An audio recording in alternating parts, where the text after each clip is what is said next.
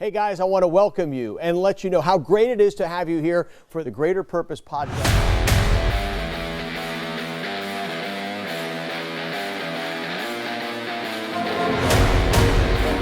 What's up?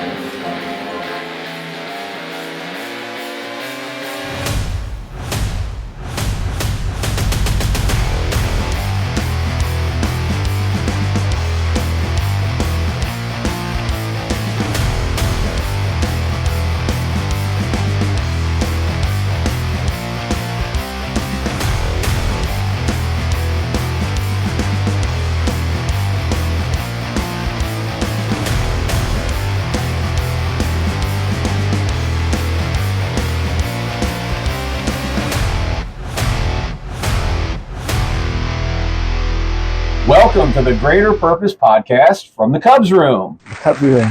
Yay! Yeah, This is great. crowd is great. How many cards did you say were in here? Over 50. I stopped counting at 15,000. You stopped counting at 15,000. Yeah, I was counting, and as I put them up, I would count sections. And when I got to 15,000, I'm like, you know what? If anybody's got more than 15,000 Chicago Cubs baseball cards on a room somewhere, then they win. So, yeah, 15,000. We are surrounded by 15,000 Chicago Cubs baseball cards and thousands of Chicago Cubs collectible items. And you are welcome to come see the Cubs Room anytime you want. You do not have to be a guest. Now, if you're a godly man, we'd love to have you on here. But you can come see the podcast studio, which is the Cubs Room, anytime you want. Just put a comment in the put a comment in the comments, and we'll hook you up, let you come in and see the Cubs Room. So Cool. Before we get started, before I introduce my guests, let me make sure I talk about our main sponsor, A+ Lawn Care and Landscaping in Gastonia. They do landscaping, tree care, lawn maintenance, land clearing, commercial pole light service, stump removal, accent and outdoor lighting, parking lot striping, irrigation systems, and garden center. They have Buck Yum trophy feed, Black Widow deer lures, case knives. So stop by 1812 East Ozark in Gastonia or call them at 704-853-1107. I'll try to post that up here. Make sure you can see that. Should be in the links also. So support our main sponsor, A+ Lawn Care and Landscaping. Scott Sheehan, one of our county commissioners, is the owner of that business. Also, you can support the podcast by visiting ko-fi. Now, I pronounce that coffee, but I don't know if it's ko-fi, but coffee.com and the Greater Purpose. You can support us there for the price of a cup of coffee. So it's probably coffee. I know. Yeah, so what's a cup of coffee now, $2? Well, it depends on what you get. Yeah, and where you go. Where you go, yeah. Could be 10. Yeah, it could be. Hey! So if yours is 10, you can support us with $10 a month by going to coffee.com/the Greater Purpose, or you could just go to the-greater. Now, Mr. Professional Podcaster over here is going, why is he holding these signs up? It's a visual, because, we should have slides, right? Professional slides come, but I love this idea. It's unique, and you get it on there. Cool. I absolutely love that idea. And it's a visual. Thank you. Yes. I got a pat on the back. I'm Mr. Podcaster. Mm-hmm. So yeah, the-greater-purpose.com. That will also take you to Mr. Bill's STEM education. We'll talk about that a little bit later on in the podcast. It takes you to my wife's Avon, my executive producer, Donna Ward, who is an Avon rep, so you can go there and support her as well. But anyway, so we're glad to be here on the Greater Purpose Podcast. And let me introduce my guest, Isaias Sanchez. Hey. Now, I call him Izzy. I've called him Izzy since the day I met you.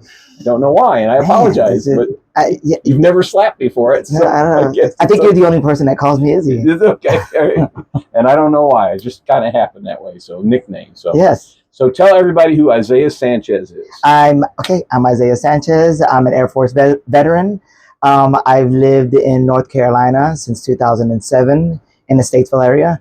And I have 4 children, 1 daughter who's 15, and we have 3 sons, 11, 5, and 2. Wow. So, and then my wife, my beautiful wife, Tony, Yep. she's Amazing. She's amazing. Yeah. She's a very, very, very strong person. I don't know what I'd do without her. Amen. So. Yeah. Well, I've known Tony since she was in high school, and she was in my youth choir. back at Beulah Baptist So Church. Tony used to sing. Yep, she sure did. Oh, Oh. she don't know. I've got video. Yeah. Yeah. Not solo. She didn't do solo stuff. Yeah, but yeah, she was in the youth choir there, so I've known her for quite a while before she met you. But she's glad she met you too. I know that. Yeah. See, I just saw her, you guys, a couple weeks ago. Yes. And I see that same look in her eyes that I saw the day you guys fell in love. So that's pretty cool. Neat stuff. So, Air Force, awesome. Thank you for your service. We appreciate that. So did you fly? No, you know it's so funny. Everybody assumes that you're in the Air Force. Did you fly? Like no, no. There's a reserve for the pilots. I mean for the officers, but I wasn't on any of the teams or anything. I worked finance. Ah, okay. So funny thing is, you love me and hate me. So you know, you got cutting the budgets. You know, it was well, you know, I help people's paychecks and and everything. So we would be out when I was stationed in North Dakota also, just so you know. But when we would be stationed there, we'd go into town, watch a movie or go to the mall, and someone would stop me. Yeah. And they say, Sanchez, and they'd ask me a couple of questions, and I'm like, come to the, I try to answer whatever I can. They say, come to the office on Monday, Tuesday, and then I'll look on the computer and we'll help you out. And then they perfect, they go on their merry way. And my wife would turn to me like, who was that? I'm like, I have no idea. I have no idea who that was.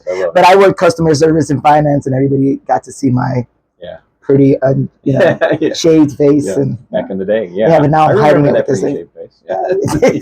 How many years were you in?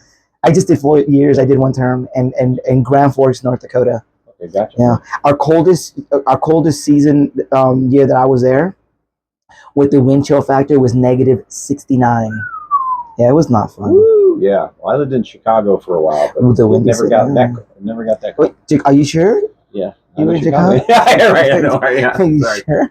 Actually, I was actually in the western suburbs, so technically I didn't live in Chicago, but and it got cold. My wife kids around about the wind-driven snow and walking 4 miles and all that kind of stuff to school. They really did. You really did, man. Those, coming from Florida first and then going to North Dakota, I didn't know snow was crunchy. Yeah. I don't know why. So because all you ever saw, if you saw anything, it just fell and melted. And I've never been around snow. I was from New York City, but I was 3 when I left there. Then went to Florida, went to California and Florida and everything. But when I first saw real snow and I was in front of it and I can touch it, I went outside and it was just crunch. I'm like, whoa, it's crunchy. I love it. I thought it would just be like soft. I didn't expect the sound. That's hilarious. So, in the Air Force, married, 4 kids? How many? 4 kids, 4 kids. All that kind of stuff. When did you first recognize, when did you realize you needed to become a godly man? I've known you as a godly man since I've known you. Wow. It's, it was early in my life. So, first of all, like I remember, growing up, we were in government projects. We grew up in government projects, and I remember one Saturday morning, I think it was, some white guy came knocking at our door and says, "Would you like to go to church on Sunday morning?" And he was a bus driver for the church ministry, for the bus ministry at the church, and that got me on there. That got me going to church there. It was a Baptist church out in Florida, and from there, that was during middle school. I went through high school, and then when I got out, I decided I wanted to help with the youth. So we spent up until recently, I probably did 20 years in youth ministry. So right when I got out of high school, I know I needed to be different if I wanted to help with the youth. So it was early on in life. I was involved in youth, so I knew then that I needed to be a godly person. So, but being raised in the environment that I was, in the neighborhoods that we were, I consider myself to be very, very blessed. I had a mother and a father. I actually didn't know how poor we actually were until actually in the last 5 years. Wow. I was like, man, we really didn't have money, but I had a really good childhood, and I never considered myself to be poor. I don't think we ever grew up poor, because I grew up in I had a mother and a father, and so, but I I don't know where I was going to go with that. Yeah, that's okay. No, that's okay. So who is your biggest inspiration then in all of that? So it would have to be Scott Copeland. He was the one who knocked on my door. The bus driver. The bus driver, because I got involved in bus ministry also. Nice. You know, I was either riding in the bus, you know, when we stopped by, but back then we didn't have cell phones back then. Right. So we had CB radios. Yeah. Oh, so we had one at the church, and we would call the people at home. Oh man, sometimes it was rough because we went to some bad, you know, we went to trailer parks and, you know, bad rough part of towns, and so you had to call these people at 8 o'clock in the morning, and that they were up. And so, who's calling me? Why are you calling me? I'm like, well, I just wanted to call and see if your kids wanted to go to church. And most of the time, they're like, oh yeah, I'll get them up. Once they see it was the church people, they get them up, and then I would CV back to the person. Yeah, these people are going to church. And man, that was before cell phones. Yeah, that's pretty crazy. That is wild. People out there don't. I lived during a time when there was no cell phones. Yeah, I remember CB radios. We used them all the time. Well, I mean, cell phones were out, but we just couldn't afford them. No, right. Yeah. First one I had was a StarTAC, one of those flip phones back in early 90s, I guess. Yeah, I never had a flip phone. I had the Nokia, the little tiny thing right there. I had one of those. I think a lot of people had. I had nothing with anything. I was always jealous of those people. That's why I got one. No, I'm just kidding. Your phone has gears? Whoa, and awesome. Kind of cool putting that thing. Yeah, that's what it is. Yeah. So the bus ministry strikes a chord with me because I still have connection with a little guy when he was 4. This was back in the 90s. He's in his 30s. Yeah. And Scott Coley, and he was on my bus. He was assigned to my VBS bus every year. And he was the most rambunctious, meanest little kid I ever had. And they warned me the first time I picked him up, watch out for that kid. And so as soon as he walked on the bus, I said, okay, you're sitting right here, right where I can keep an eye on you.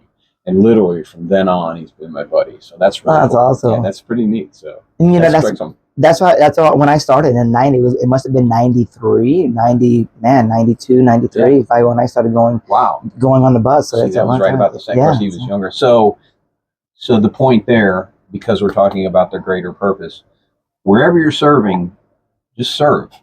It doesn't matter where God's got you serving. You step into something, you say, well, this is not really what I wanted, or this isn't my comfortability zone, this isn't whatever. It doesn't matter. If that's what God assigned you to, do it.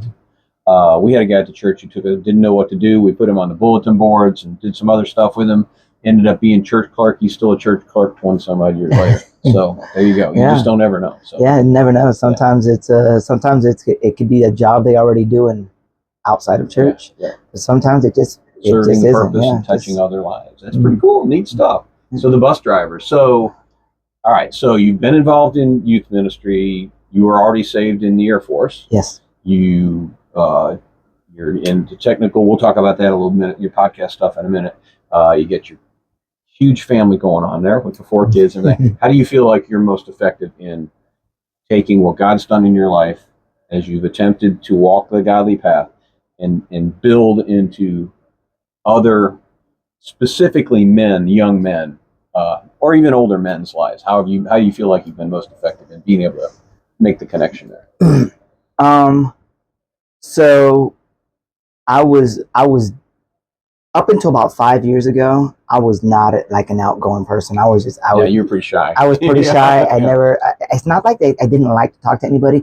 I was always awkward. I just didn't know what to talk about. I never really got conversations. You know, people would talk about sports. I'm not a sports person at all. Right. I couldn't tell you anything about sports. But in the last couple of years, I'd had a job in radio, and now I do. I produce podcasts for a living now.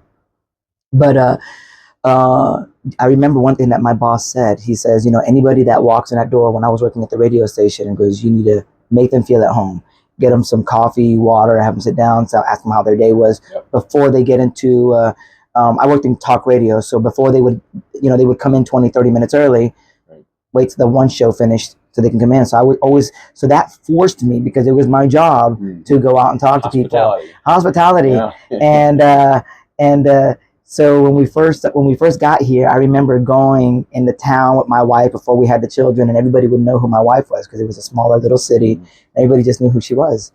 And that has slowly changed because I've worked with, the mayor, I've worked with the sheriff and doing radio and now podcasting, the city officials, different politicians, different business people. And now when I walk into a room, a lot of people, recognize me, and they don't So recognize you have to talk. So I have to talk. Yeah. So now I found myself like I've always loved having conversations. Right. It was just always awkward for me to start. Hmm. And so now that I am able to have conversations with people, I realize, just because they're having just because there's 5 of them having a conversation about something that I'm not into, I can still add to the conversation. I mean, we're just adults, Right. and we're godly people. We're men, Right. we can still have the conversation. And so I would just talk about other things. Just talk about, family life. That's the biggest thing for me now, just telling family stories and with my children, with my daughter and my 3 boys. So I think having a connection now, forcing myself to create conversations. Now I realize, I can talk about myself and I can talk about my family, and that's the biggest. And now, we had a lot of tragedy in the last couple of years, and my wife's side of the family, but really close to me also. Yeah. And I was able to open up last week in a men's lunch. Okay. And I was not expecting it. Mm. And it was about, they always try to have somebody say something. And but before the person who kind of gets this together, he wanted to say, he was going to say his weekly devotional, encouragement. And then I asked, hey, can I say something? He's like, sure, you surprised yourself when you asked me that, surprised, right? I surprised myself. And we talked, and he's like, perfect, I have something, but to be honest, I'm not prepared. Wow. And I'm like, okay, so perfect, I can say something. And to tell you the truth, I wasn't prepared either. Wow. I didn't know how I was going to say this. God prepared you, though. I didn't know how I was going to say this, but I said it. And I didn't know how they were going to receive it. If it was going to be just something that's going to be like, an eyes roll type of thing. But I had to explain some tough, I told them I had to explain some tough things to my son. Yeah. And some tragedy that happened in our lives. Right. And my son is 11 years old. And how do you explain that to your son? Your son knows that someone has passed away. Mm-hmm. My son knows that someone has passed away, but didn't know how. Right. So I was able to open up to them and tell them how I explained it to them. And I know it just seems so, I guess it seems so childish, but even afterwards, people were saying, man, thank you for those words. Sure. I mean, I was tearing up. It's never hit me. It just happened 6 months ago. Mm-hmm. And it's never hit me until really as hard as it did until we had that meeting, that luncheon. Yeah.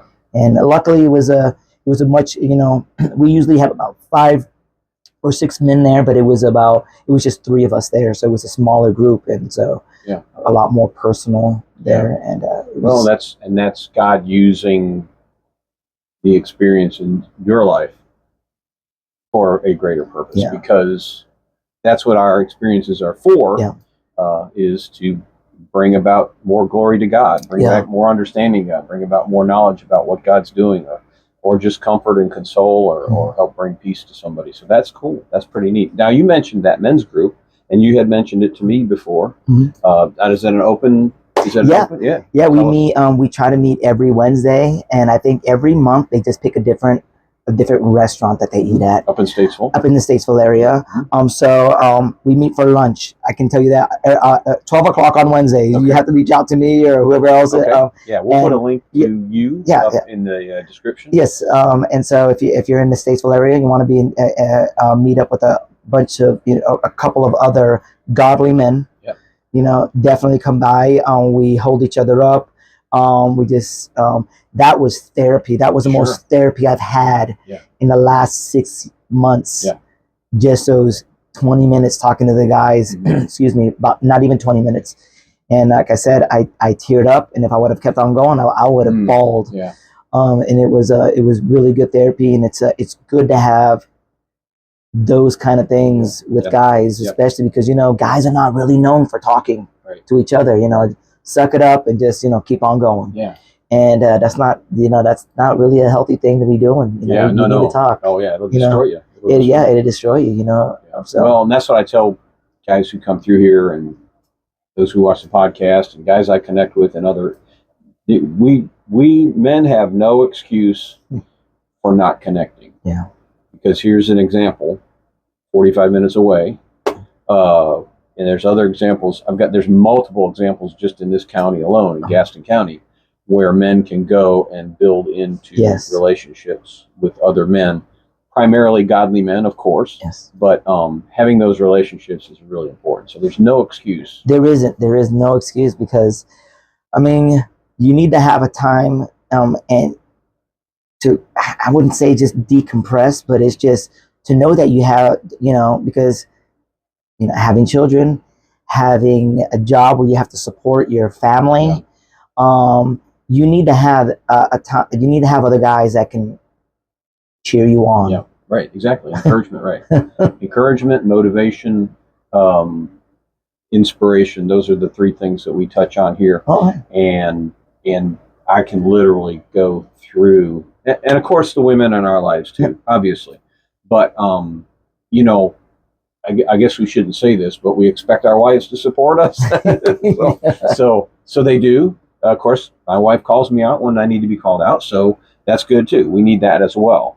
But it's good to have outside sources of men. I don't know why I'm tearing up, but outside sources of men in your life who can come alongside you and say, "Hey, man, you're doing a good job.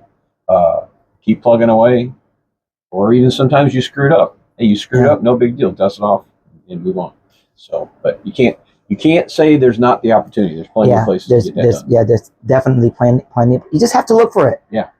You just have to look for it. Wherever you live. You can't expect to just sit there and be like, there's nothing around here for me, and you're not actively looking for something, because there's coffee shops. There's first thing, just go to a local church and say, is there a men's group around here? I don't want to go to church yet, even if you're not a church going person, but you need to connect with other guys. Right. Just go to a church and say, look, I'm not ready to go to church yet, but I need to find a men's group. And they're everywhere. Yes, they're everywhere. So whichever guy you are, if you're the guy that is sitting there going, "Oh, somebody's got to come invite me," okay, get off of that.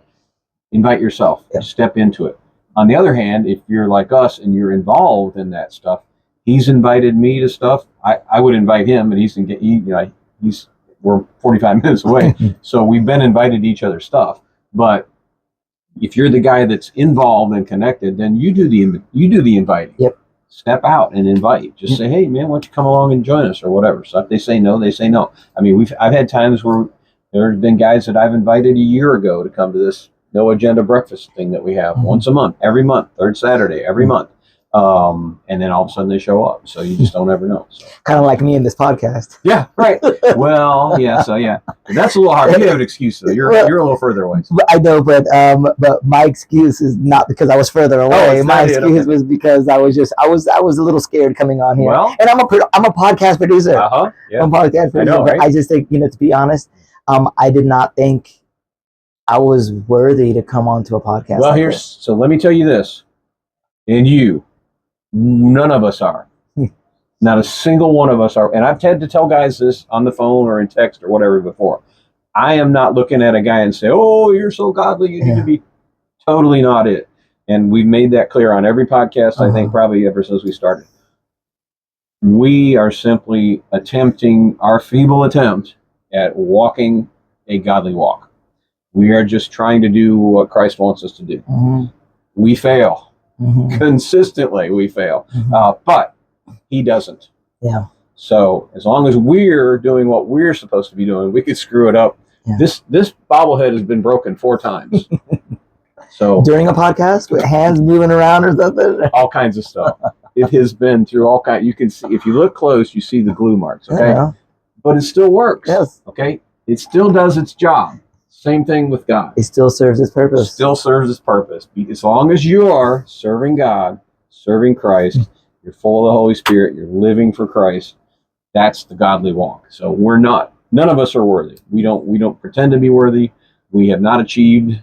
We won't achieve until we get there. And even then when we get there, the glory is about him. So we're here to glorify God. That's what we're trying to do. So I'm glad that God spoke to you Yeah. and said, "Hey, let's go do this." So that's cool. That's cool. I'm glad you made it. So, Well, God speaking to you through you to me, because you kept texting me and That's- texting me, and I was always pushing it off, and I was like, "What am I afraid of?" yeah.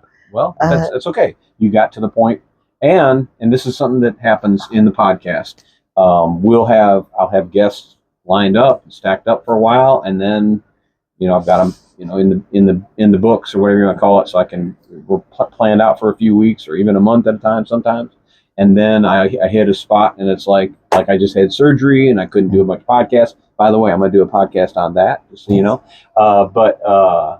And then, so here you sent me this message out of the blue when I was literally, I think it was the day after my surgery, a day or two after my surgery. And I thought I'd be in different shape than I'm doing pretty good today, but I thought I'd be in different shape than I was today. I thought I'd be back up to full speed, and you sent that to me, and I'm like, let's do it. So that was good. See, perfect time. When was that? Was just God's timing. Yeah, it was God's time. It was about 3 days ago, was it? Yeah. So you sent me. I don't remember. The last 2.5 weeks has been a blur to me. So. Yeah. Well, yeah, it was from 2 weeks ago. Then you had your surgery, and then you sent me another text, and then I was like, I'll take that one. I have to. God did it. Yeah. So tell us about your podcasting. I know this is about other things and inspirational and spiritual, and I know your podcasts are not always all about God, I'm sure, but because you're a professional and you're serving all kinds of people out there. But tell us about the podcasting stuff you do. So it's funny. So first and foremost, my studio is called Sow Media, and it's based on the scripture: "You reap what you sow." There you go. Yep.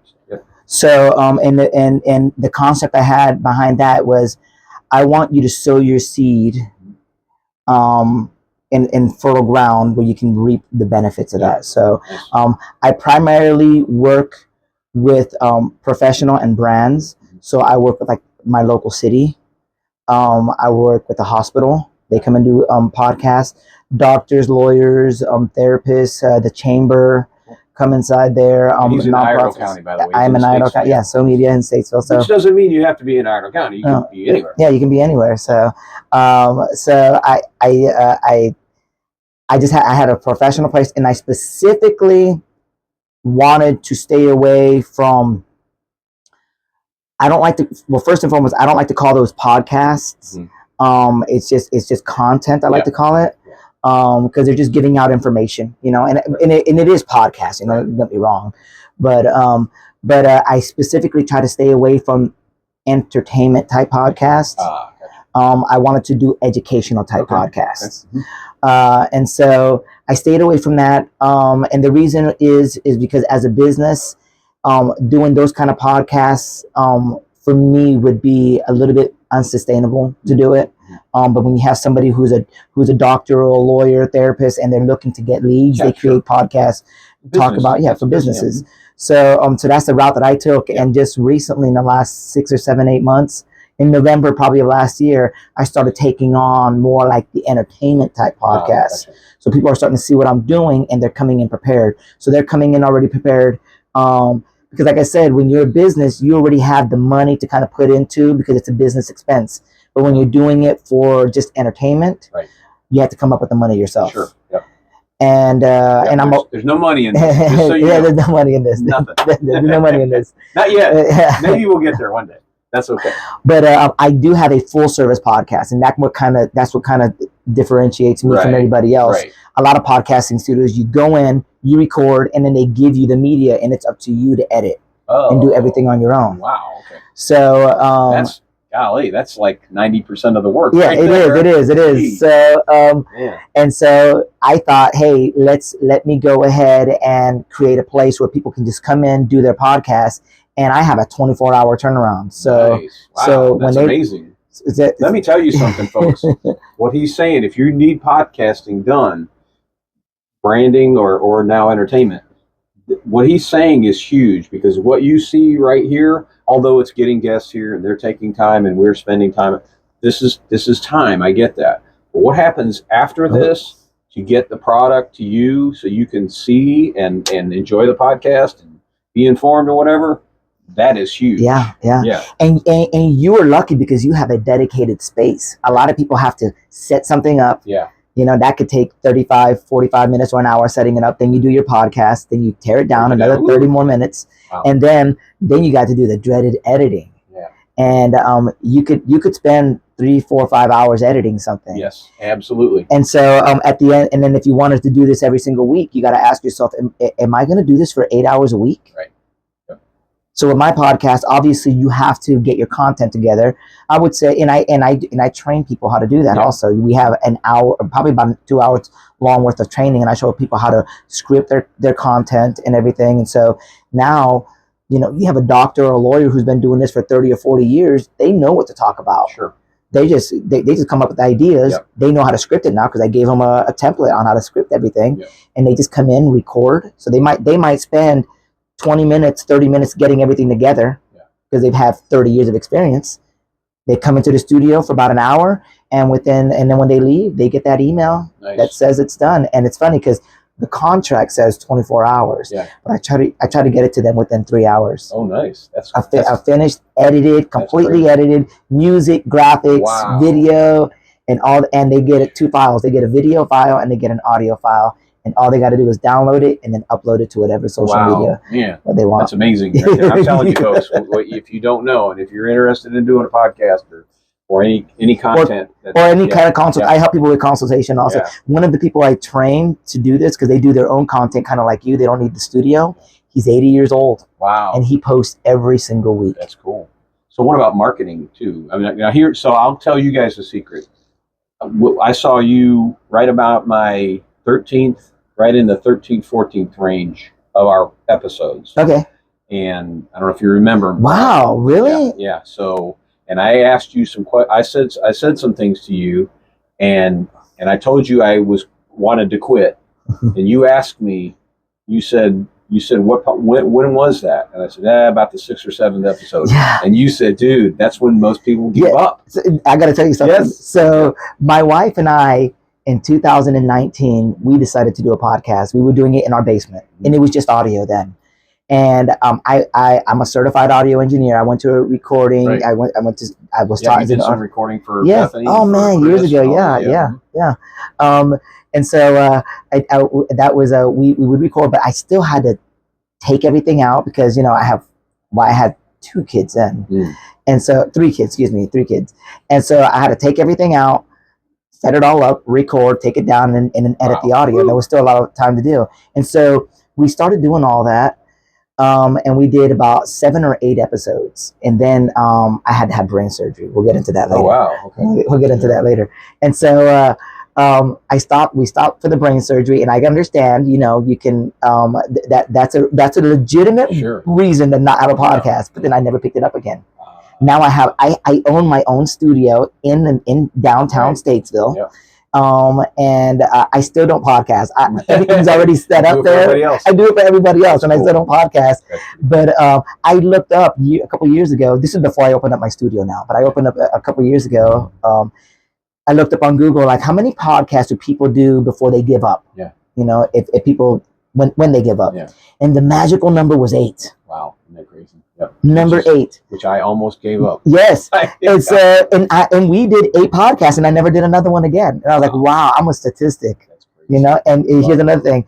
I went to a ribbon cutting. I'm part of the chamber in the Statesville area, so we went to a ribbon cutting this past week, and I saw another lady that was there, and she started to get in the podcast, and she come up to me, and she's like, I got to tell you something. And I'm like, what is it? Because she was asking me some questions, picking my brain and everything, and she's like, I stopped at number 8. I'm like, oh my goodness! Wow! Yeah, it's really, really hard. Well, so what you don't know, and I guess I should have shared. Well, and I've been contacted. I've been sending you numbers and all kinds of stuff. Yes. And you've given me some great information for free, by the way. So sorry for jumping in there, but yeah. But so after you said that to me, I think that was literally right around the 13th episode. Okay.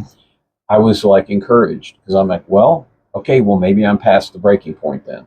And now we're at 118. I know, that's what I was like when you said 13 and now you're past 100. Yeah, so it's crazy. When we hit 100, I was like shaking my head going, what? So, how many subscribers do you have? It's not, so 4,000, 4,500, somewhere in that range. Subscribers? Yes. And wow. And over 130,000 views. And so, yeah, it's crazy. It's insane. I mean, literally. So what you guys, I may have said this on the podcast before, but I mean, when we hit 100 views, I was like freaking out. Yeah. I was like, this is so great. This is so great. But it took forever. Yes. You know, and then when you hit 1,000, it's like, whoa, this is so great. You know, or when you had 100 subscribers, this is so great. Yeah. So we hit a certain area. So this is inspiration for anybody that might be doing a podcast. We just hit certain plateaus, and then they level off for a while. You were sending me those numbers just back to back to back. You're like, we did this, and I was like, you're just taking screenshots and showing me. That was. And then I ran into a guy at the Southern Christmas Show, and then my producer Stephen Wright. All of you guys have contributed to me trying and doing and changing, and of course my wife. She watches every single podcast, and she says this worked, that didn't work, don't do this, do that. She's been great. So I don't always follow her advice, but most of the time. And so, but anyway, so having taken all of that, so listen to people when they tell you stuff, do what they say. And so, and that's what Stephen had said, and maybe you did, and maybe the other guy even said that once you hit a certain point, it's like, it's exponential growth, which is like a business or anything else. It is, yeah. Once you hit a certain point, it's like a snowball. Yeah. So since we hit, I don't know, probably 70,000, 80,000. It's just been like this. So now it's like 1,000 views a day. It's insane. Wow. Yeah, it's crazy. Now that's the channel. So you guys go watch it. Go watch the other episodes of the podcast, because there are some amazing guys who've come through here with some just crazy stories, and you don't know until you go back and watch them. So, but yeah, go back and watch them. So here we are, 100. Pretty sure 100. Donna said to stop saying what episode number it is, because sometimes I'm wrong. We're somewhere in the 118th episode area. Yeah, there you go. There you go. Yeah, that's awesome. It's crazy. So. You know what? You just got to do it. You just got jump in and do it. You just got to jump in and do it, and it doesn't have to be perfect. No. As long as as long as you make as long as you get 1% better every single time. Right. That's it. You know, you look at your first episode. Oh yeah. Grainy, yellow, crazy. Yeah, the lighting probably wasn't good and everything, and the screen, for some reason it was filling this part instead of. Oh, you didn't have the settings on your camera right and everything. That was Steven. I'm gonna blame that on the producer. That was his fault. You know. Okay, Steven, there you go. So, and then what you find is people that you run into that have been like watching. Oh yeah. Following. Do they stop you in public? Well, so some of them go to my church, and so Sister Gail is one of them at our church, who has watched every podcast, and my goodness, she has even recruited podcast guests for me. But yeah, I was at a 4th of July thing last year, and I'm just taking pictures and doing the stuff that I do. And I was talking to somebody, and I introduced myself, and he said, "Yeah, we know who you are. You what? We watch the podcast." Like, what? It's crazy. It's neat. It's amazing. So because you're making a difference. Yeah, so, But so even if it's one person. Now, when we started this, it's like when my wife and I used to sing, or when Bethany used to sing, or go out and minister or whatever, or you're going to go out and go into the mission field, or go out and serve the neighborhood or whatever. If you can reach just one person, then you're making a difference. Now we say that, and then one person shows up and we're disappointed. I've never been disappointed in anything that's happened, because I never expected any of it. So if you reach one person, then you've reached that person. So cool. And maybe that one person can reach 5 other people. Yep. But if it wasn't for you spending time and not getting upset and letting your ego come in and say, "Oh, great, I thought this was going to be huge," and you give up and don't give the attention that God told you to give on that one particular person, then pride. Yep. Yeah, I sent Steven, he was in California somewhere, and I was sent him I quit. Dude, I quit. I'm done with this. I mean, literally, I still have the text message. Wow. I quit. I'm done. I'm not doing this. Forget it. You need to post those. And he encouraged me back from there. No, man, keep going. You got to do it. He had a vision that I didn't have. Mm-hmm. He had the vision when he walked in this door. That's kind of like, he's like you. Yeah. He's a visionary. He kind of sees, God helps him see bigger pictures. Yeah. And I wouldn't. Now, if you'd have said that we were right now where we are right now, I would have said, I mean, really honestly, I would have said, you're crazy, because I told him he was crazy. But now we're here. So yeah, that visionary thing is important. So yeah. It is. And if you have that gift, use it.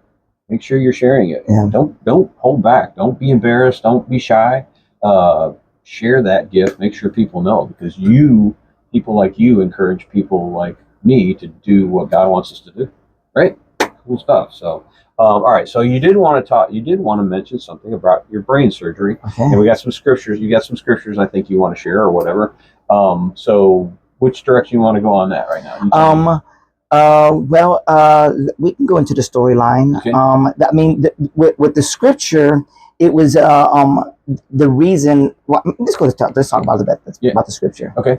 The scripture is Galatians 6. It's 6:7. It's the scripture on, you reap what you sow. Yeah. And which is your so media. Yeah, which is so media, and that really hit hard for me, because I realized that there's more to that scripture also. I can't even think of it right now. I have my cell phone over there, but what is it, Galatians what? Galatians 6:7. Okay. You can't fool God. What is it? I can't remember. Well, anyway, let me just keep on talking. Go ahead. Well,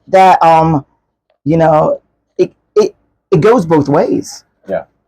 It goes both ways. You're talking about how, you can, the small things you do, you're gonna, an apple tree is not going to produce an orange. Right. And vice versa. It's never going to do it.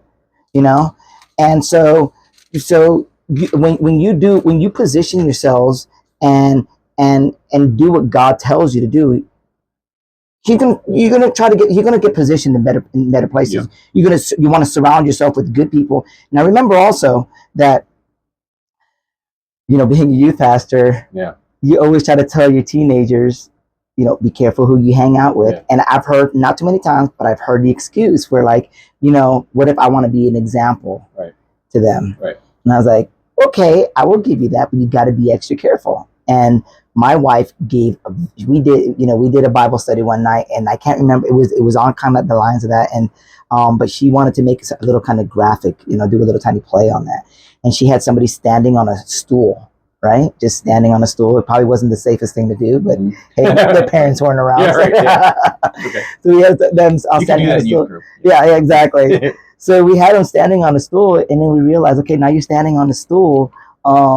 Like, look how easy it is for someone to pull you down, because like you're not just worried, because when you're on the ground and someone's pulling you down, but you're on hard ground, you can probably kind of keep your balance there, right? Yeah. But when you're on a stool, it becomes a little bit harder. You're more aware of how the fall now, so your balance is not there at all, and then the stool's wobbly and everything. But someone can just grab you by one hand, and gravity's pulling you down, and gravity's pulling you down. So it could be somebody who's half your weight that can pull you down from there. Yeah. So you got to be very careful about, hey, I want to be the influence in that situation, because we do want, and we are called to be an influence to other people. Yeah. But you also have to be prepared to be the influence to that person. Exactly. Yeah. You don't want to walk in there blindly and and you're not prepared for that, and you're not prepared to give the right answers. And it's not just about giving the right answers, because the answers are also the way you act. Yeah.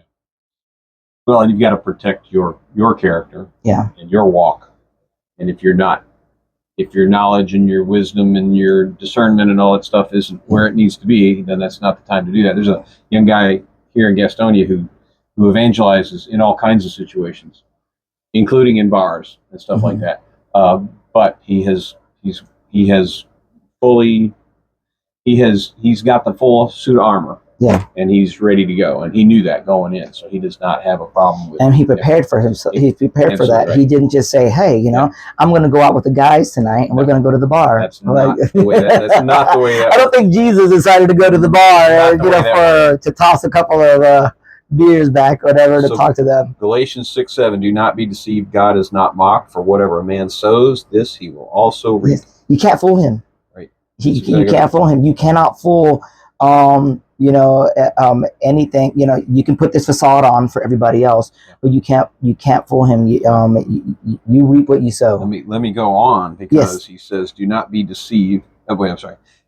Verse 8, for the one who sows to his own flesh, we were talking about that a minute ago, pride, shall from the flesh reap corruption.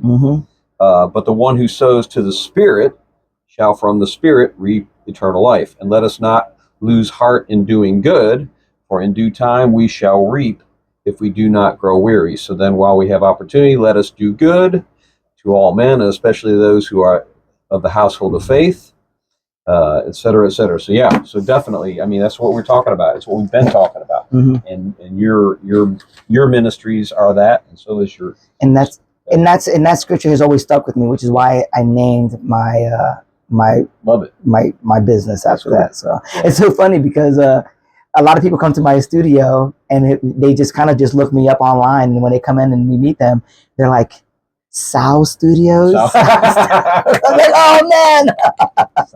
I don't know why I would think. I guess. Yeah. So because I mean, it's spelled the same way. But Yeah, I would never think anybody. Because you go to church. Yeah, right. Yeah. I guess so.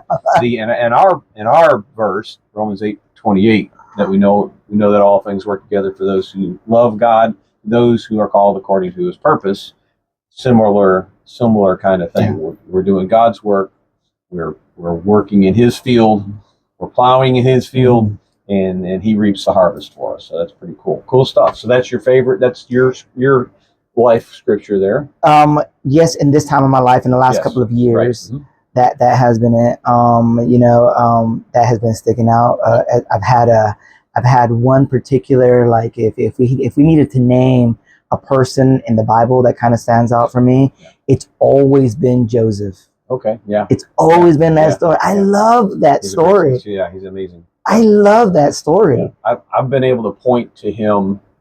Every once in a while, I'll just post something up on Facebook about something happening that you're seeing like publicly, and Joseph comes to mind because he's an example who was in the world. Yeah, he had a worldly position.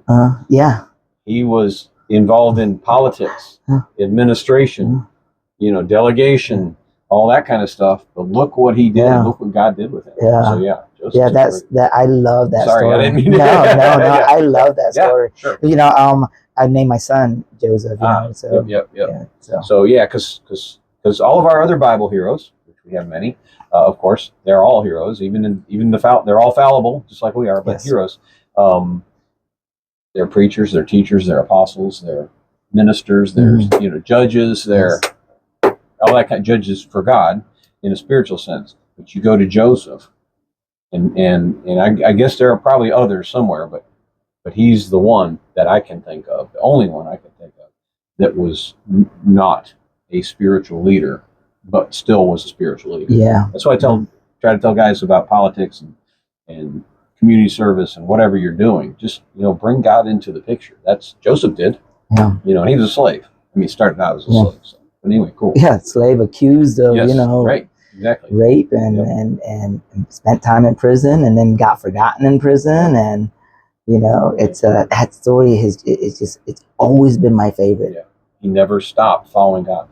I don't know that I could ever do anything like that, and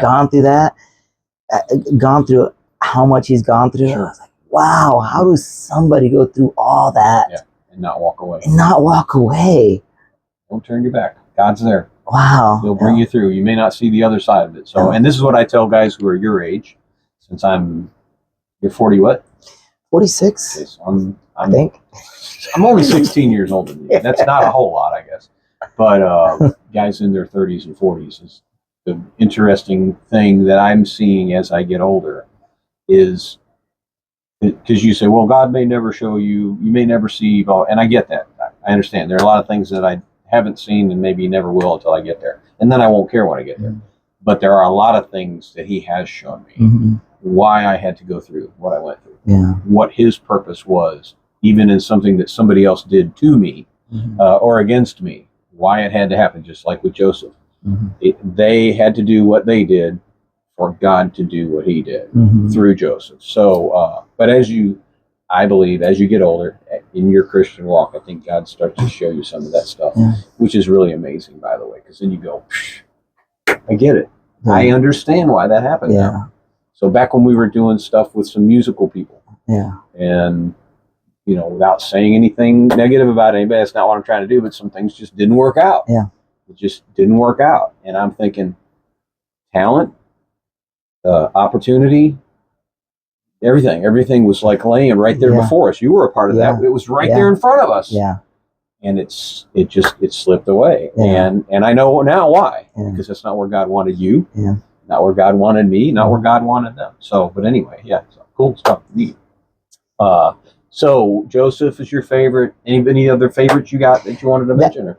No, that's my favorite there. I just love that story. That was, by the way, so we used to call this the Fast Five, and my executive producer said, stop calling it the Fast Five, because if you want to elaborate. And then I was calling it the Five Favorites, and it's not really that anymore. It's just kind of a conglomeration of stuff to kind of give us some things to talk about. Some things that have inspired you to inspire others. Yeah. So, all right. So is there anything else you want to share before we go to the finale here? Or what's the finale? Yeah, I got No, I don't.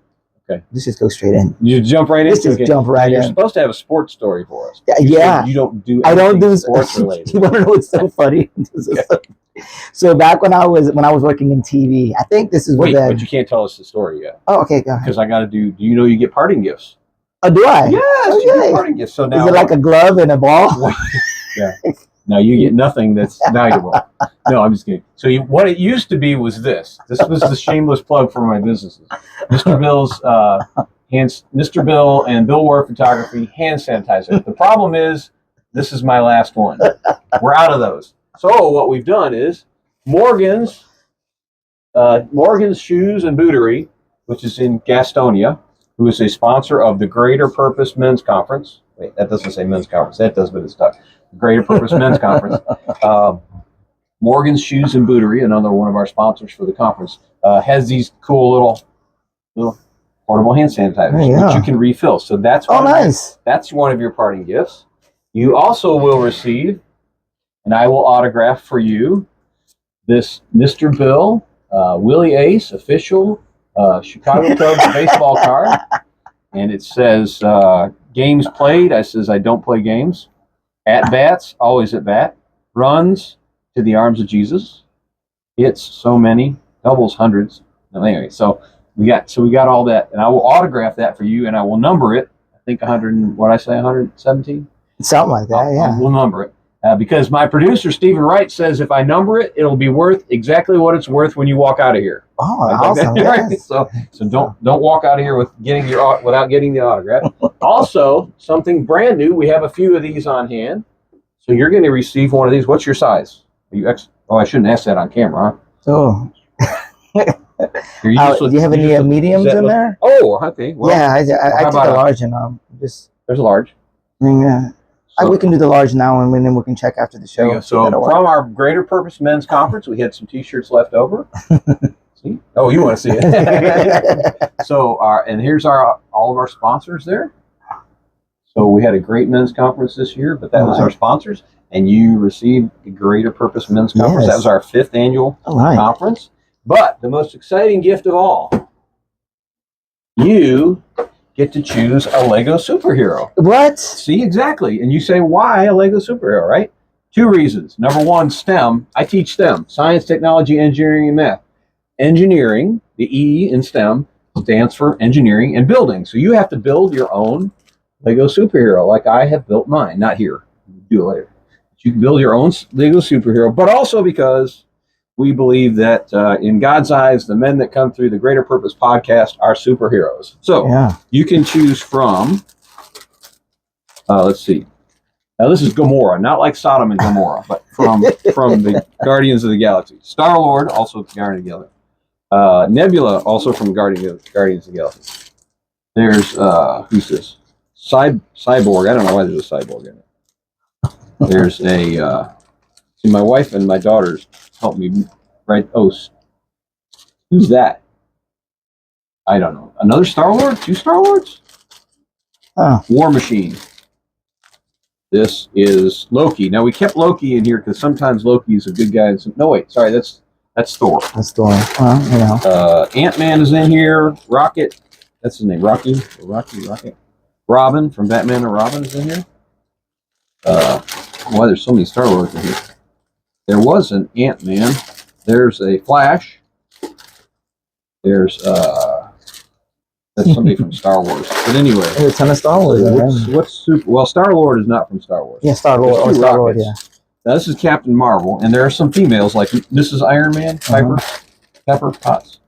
So anyway, which one do you want? I'll take the Star Lord. Star Lord. I gotta find him. Where's he at? Star Lord. Star Lord.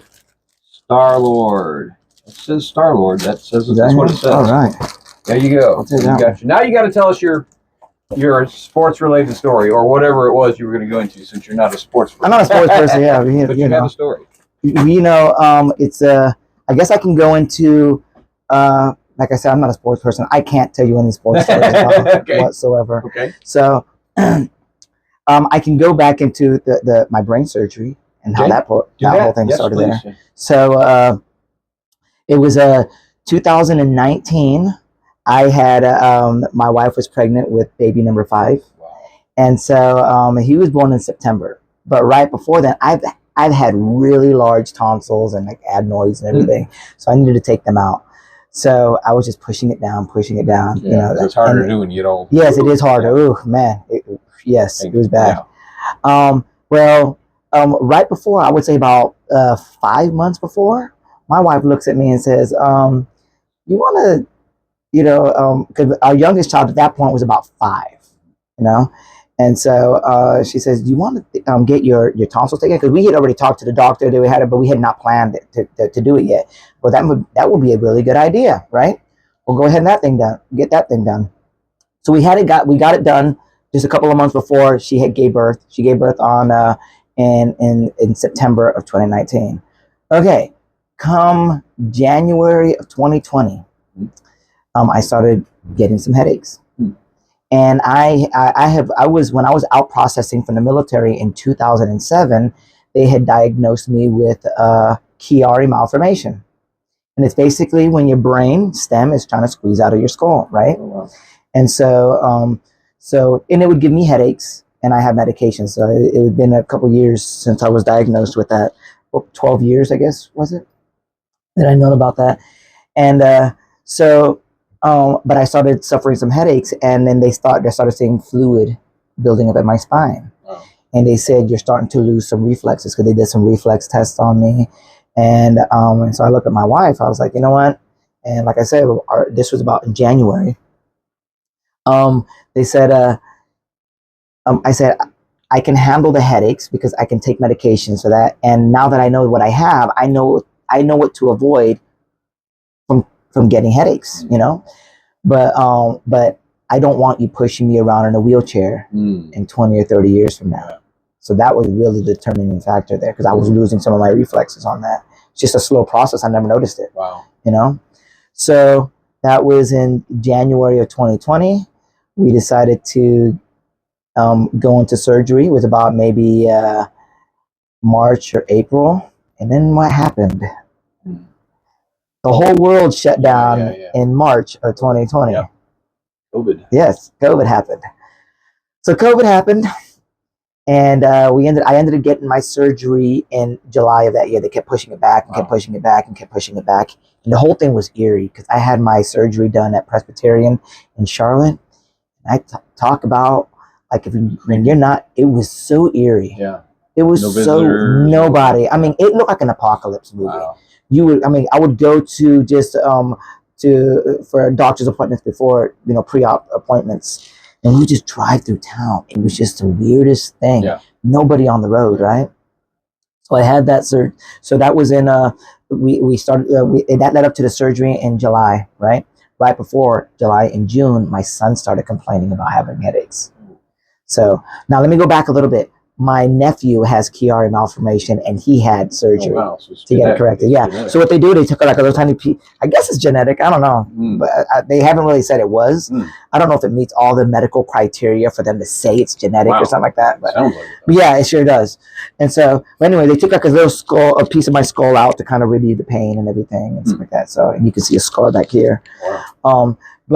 So a month before my surgery, my son started complaining about headaches. So we got it checked, and they said, your son has Chiari malformation. I'm like, okay, right before my surgery. They're like, well, luckily he has no fluid in his spine at all. But now that we know that he has Chiari malformation, we can check him every 5 years for the rest of his life, kind of keep track of it. I was 27 years old when they found out mine. He's 7 years old when they found his. So he has a jump start. Yeah, they can monitor it. Yeah. And so, so that was good. I guess it was just God telling us, gave him just enough headaches that we can find because he doesn't have them. Yeah, you could have died. Yeah. Well, no, you could. Paralyzed. Yeah, you could have been paralyzed. It's more debilitating. I don't know that anybody dies from Chiari malformation, but the headaches are extremely, extremely painful. So pay attention. Yes, pay attention. So I had the surgery in July. 8 months later, my daughter started having vision issues and like headaches. Right. Wow. So not even a year later, they go in. Because I had Chiari, my son has Chiari, my nephew has Chiari, they decided to go have her scanned. They just, hey, we're going to do this. They had her scanned, and it turns out she has what's called an AVM, arterial venous malformation, which is basically a cluster of veins that were forming, like veins connecting directly to arteries, which is not a good thing, because one is a high pressure, one is low pressure, and they can burst. Well, what happened was this was inside her occipital lobe, inside of her brain. Wow. So, they were afraid that it was going to explode, and they usually say the way we find these out is after the fact, and usually half of the people are paralyzed for the rest of their life, a vegetable, and the other half is dead or dead. And she was 13 years old or 10 or 11 years old when we found this out. So we had surgery. They went through her leg, all the way up her heart and into her brain, and actually glued it. Wow. Yes, they glued it, and then they did 5 rounds of radiation. And they kind of sealed that. So, and then, the next couple of years, we went through a lot of stuff. We lost my father-in-law, and then we lost my brother-in-law. But my daughter, they said we don't have to worry about her brain anymore, but now she's having some other medical issues in her legs and like her stomach, her gut and everything. But what I tell every guy, you know how guys are, they're macho, at least in our generation. I have a pain in my gut, I don't need to see the doctor. I do it. I tell everybody out there, don't go, I know you're a guy and you want to be macho, but don't go to the hospital or see the doctor because of you. See it because of your kids or grandchildren. We had to go because it was happening in our occipital lobe, and we went to the pediatrician for my daughter, and the pediatrician just couldn't just send her. She had to do some research before she can send her up the chain to specialists, right? So she said, let's just send her to an ophthalmologist, right? And I had a buddy of mine before he retired. He's like, yeah, I'll check her out. And he looked at her and he says, Isaias, everything looks normal inside her brain. Now, normally, I would tell any of my patients, come back in 6 months because I don't see anything wrong. But because of what happened to you, what happened to your son, and what happened to your nephew, I'm going to send this back to your pediatrician that says, I don't see anything. There's probably some concern here. And they had her checked out. We went in one day to go check her out. And I can't remember where it was, somewhere in Charlotte. And we went to the mall afterwards. And right in the middle, I remember I was in the Skechers store looking at shoes. And my wife was like, hello, talking. And she just started crying in the middle of the store. And they said, we just wanted to call and let you know that your wife does not have Chiari malformation, but she says, but she has what's called an AVM, and that's what I explained. And they said, we need to set up an appointment, and you probably need to come in either tomorrow or the next day. We have to get this out immediately. Wow. Ooh, that's scary. So like I tell people, especially guys, I always tell guys a story. Don't get yourself checked out because of you. Get yourself checked out because now there's medical history for your children and your grandchildren. Right. Yeah, there you go. Because of what you had and what they had. They had no reason. They had no reason to not let my daughter come back another 6 more months to check her out again. She could have been dead at that point. Wow, that's crazy. Okay, so. Well, that's an inspirational story. That's my sports story. Well, that's quite a sports thing that you went through there. That thing was on the screen. I just got rid of it. So, but that's cool. That's good. So I had another guy come in who had no sports stories at all, but he told another story. So that was good. So 2 now. Yeah, that's 2. Yeah. So you guys are changing. You're changing the trend. Well, so the sports story reasoning was because we're at the Cubs. Yeah. So, but I've had NASCAR stories. I've had guys who have come in and they were going to tell one story but ended up telling another one. And we've had guys that played Pee Wee sports with some professional athletes like Deion Sanders and stuff like that. Oh, you know what? Yeah. I went to the same school Deion Sanders went to. There goes my sports story. There's your sports story. Look at this. Look, I wasn't going to be the one to break the trend. I thought you had somebody else. That's why. Yeah. So there you go. Yeah. You did go. You went to the same school. Yeah. So he graduated years before I did, but he would come back to the school and see the old teachers, and he would be there, and we'd see him. I'm pretty sure none of the teachers are there now than when he was a student. But it was, I think I graduated, I went to school there probably 10 years after he did or something like that. I'm not too sure when he graduated. I graduated in 97 from high school. But yeah. It's pretty cool, the ones that come back, because some of them don't keep that connection because they get the big head. And he was very big-headed. Yeah. He was showboat. Yeah. But I think he's always kept his feet to the ground. Yeah, although he was, but I mean, it made him what he was. Yeah, exactly. It made him the superstar that he was. Yeah. And he played the part. He did. He played the part. But then you've seen him do some other things recently that have been pretty inspiring. Yes. So, yeah. But that's a good thing to know that he kept his ties there. So well, listen, I appreciate you being here. Thank you guys for being here. If you have anything that you want to share, put them in the comments. Share the podcast, like, subscribe, do all that kind of stuff. This man right here told me don't ask people to do that until you're done with the podcast. Because then you've given them something to like, subscribe, or share. I don't know if you remember. I remember. I tell everybody that. Yeah. So, because I still do it sometimes at the beginning. Yeah, I've done it before. So I try to wait till the end, but sometimes I just blurt it out. I waited till the end because he was here. So, but seriously, check out his ministries. Izzy, Isaias, I appreciate you being here. I appreciate your ministry. I appreciate your work. Appreciate the inspiration that you are. Thanks again for joining us on the Greater Purpose Podcast. You got anything else you want to say? No, just thank you for joining us. This was awesome. That's awesome. Thanks for being here for the Greater Purpose Podcast. We'll see you next week. God bless. All right. Man. How about that? That was, how long was that? Hour and 12. Really?